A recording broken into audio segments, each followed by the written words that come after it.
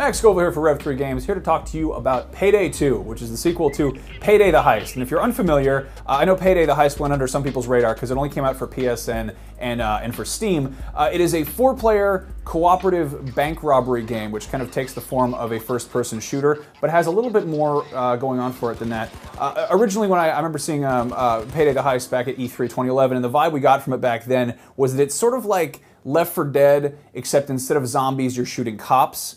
But I would go so far as to say that Payday 2 is just miles and miles beyond that. There's a lot more going on here. The emphasis here is it's you and 3 other people, and you make a team, and you get together and you pull off different types of heists, whether it's like a bank robbery or knocking over a jewelry store or armored car robbery, and basically, while the previous game was pretty straightforward and pretty simple, Payday 2 is making itself much more of a role-playing game. And I know that adding RPG elements into a shooter can turn off some people, but it's kind of impressive what they're doing here. Obviously, if you're being a career criminal and robbing banks and so forth, one of the big perks of that is that you get a lot of money. And in this case, you get money and experience, and you have skill trees and inventory, so that there's a lot more of an emphasis on outfitting your character before you take on different heists.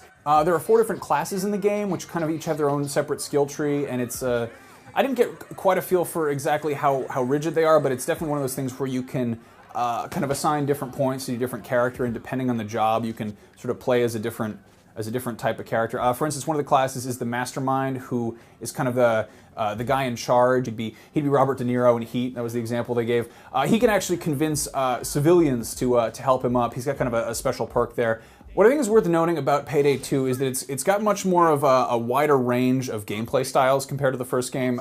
There's a much bigger emphasis on stealth, but it's not like rigid, if you're caught, you're screwed kind of stealth. It's like you're running a heist and it's possible to ghost it. It's possible to pull it off with nobody getting caught and the cops not getting called in, but it's extremely difficult to do so. Something I think is worth noting about Payday 2 is that while Payday 1, or Payday the Heist, felt a lot like Left 4 Dead, but with cops instead of zombies, this feels more like Borderlands crossed with Hitman, but with a more tactical emphasis on outfitting your guys beforehand. There's a huge emphasis on really, customization, and not in the way that's sort of just tacked on, but really in the sense that you're preparing for a specific job. And there's an emphasis on cooperation as well, too. And this is not the kind of game that you can run in and just shoot the bad guys and run out with your own personal loot. This is you're going to get an entirely different game if you're actually playing this cooperatively and using proper teamwork and shouting commands and making sure everyone's doing their part and actually working as a team.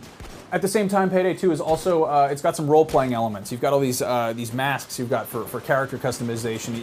It starts to feel like you're becoming your own criminal. Everyone's becoming their own career criminal, and you can find your specialty. You can find your perfect squad. Get the boys back together. Have a real gang. And with the different types of missions you can take on, it's very interesting to see just the overall kind of breadth of the game. Payday 2 feels like a huge improvement and expansion beyond what Payday the Heist was, and I thought Payday the Heist was pretty cool, so I think this was going to sit well with a lot of people. And thankfully, this is coming not just to PSN and PC, it's also going to be coming to retail for 360 and PS3, as well as downloadable for both those platforms and for PC. So a lot more people can get their hands on it this time around, and it seems like just an entirely different, huger, much more impressive game. And if you're interested in, being a career criminal, who knows, maybe you're getting warmed up for GTA 5, you want to get some practice in robbing banks with your friends, this is definitely worth keeping an eye on. It is coming out again for 360, PS3, and PC on August 13th.